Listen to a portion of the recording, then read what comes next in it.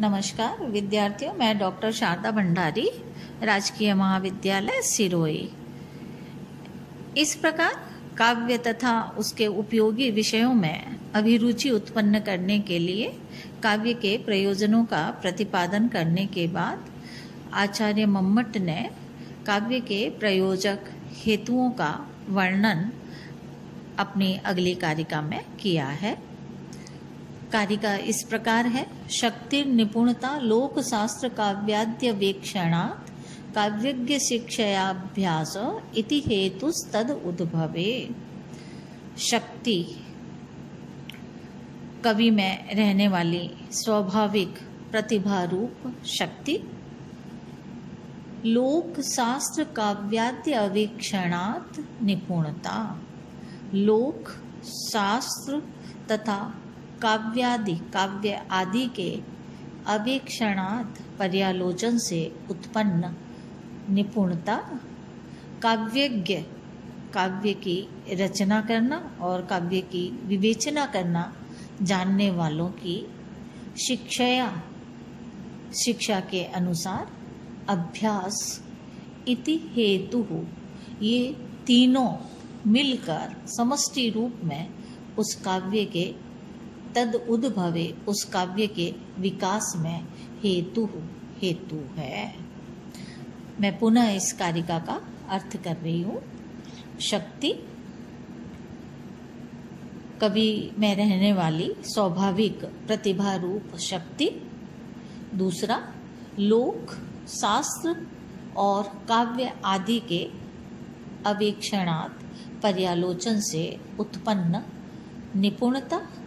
तीसरा, काव्यज्ञ शिक्षया अभ्यास, काव्य को जानने वालों की शिक्षा के अनुसार अभ्यास इति, ये तीनों तद उद्भवे, तद उस काव्य के उद्भवे विकास के हेतु है, कारण है। आचार्य मम्मट ने अपने इस कारिका को वृत्ति में इस प्रकार से समझाया है। शक्ति के लिए उन्होंने लिखा है, कवित्व बीज रूप संस्कार विशेष। कवित्व का बीज रूप संस्कार विशेष शक्ति ही ये शक्ति है। याम बिना, जिसके बिना काव्यम न प्रसरेत, काव्य बनता ही नहीं है। प्रसृतम पा, अथवा प्रसृतम बन जाने पर उपहासनीयम स्यात्, वो उपहास के योग्य होता है। अर्थात शक्ति ये कवित्व का बीज रूप एक संस्कार विशेष है, अर्थात स्वाभाविक रूप से व्यक्ति में वो प्रतिभा जो होती है उसे हम शक्ति कहते हैं।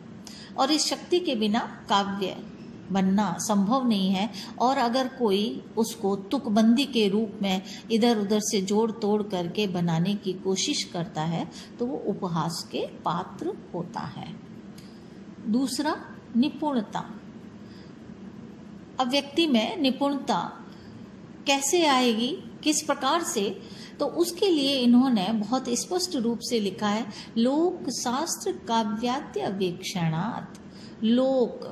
लोक से तात्पर्य है स्थावर जंगमात्मकस्य लोकवृत्तस्य, स्थावर जंगम रूप अर्थात जड़ और चेतन रूप लोकवृत्तस्य, इस संसार के व्यवहार को, शास्त्राणाम शास्त्रों को अर्थात छंद व्याकरण अभिधान कोश कलाएं 64 कलाएं, चतुर्वर्ग अर्थात धर्म अर्थ काम मोक्ष आदि के बताने प्रतिपादक ग्रंथ, गज तुरग खड़ग आदि लक्षण ग्रंथानाम, गज विद्या तुरग विद्या और खड़ग विद्या इन के लक्षण ग्रंथ, काव्यानाम च महाकवि संबंधी नाम, और महाकवियों से संबंधित काव्यों को, आदि ग्रहणात्, और आदि से यहाँ पर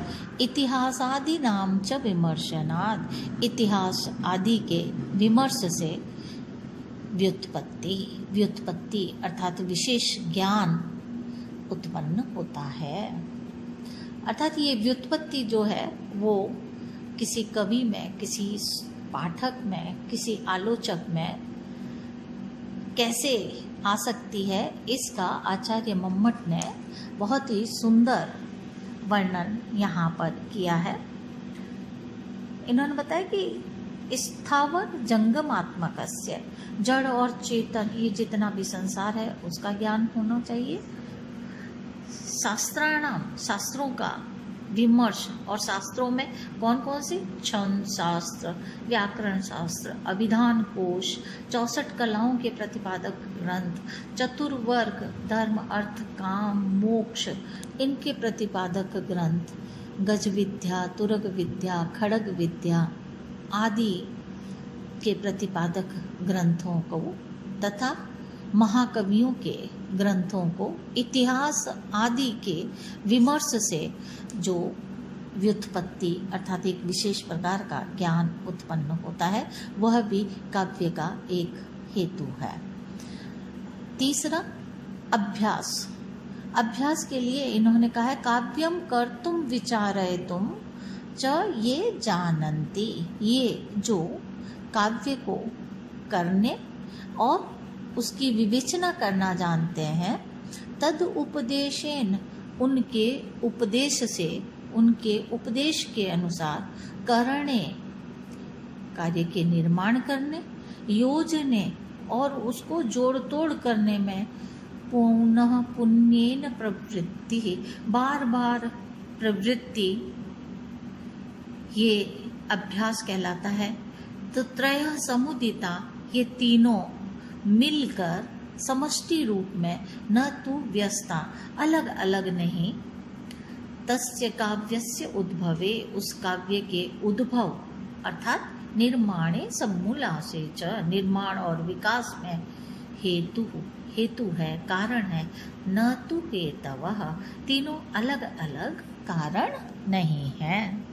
यहाँ ग्रंथकार ने शक्ति, लोक व्यवहार, शास्त्र और काव्य आदि के पर्यालोचन से उत्पन्न व्युत्पत्ति तथा काव्य की रचना शैली और उसके गुण दोषों को जानने वाले विद्वानों की शिक्षा के अनुसार अभ्यास, इन तीनों को समष्टि रूप में काव्य निर्माण की योग्यता प्राप्त करने का कारण माना है। धन्यवाद।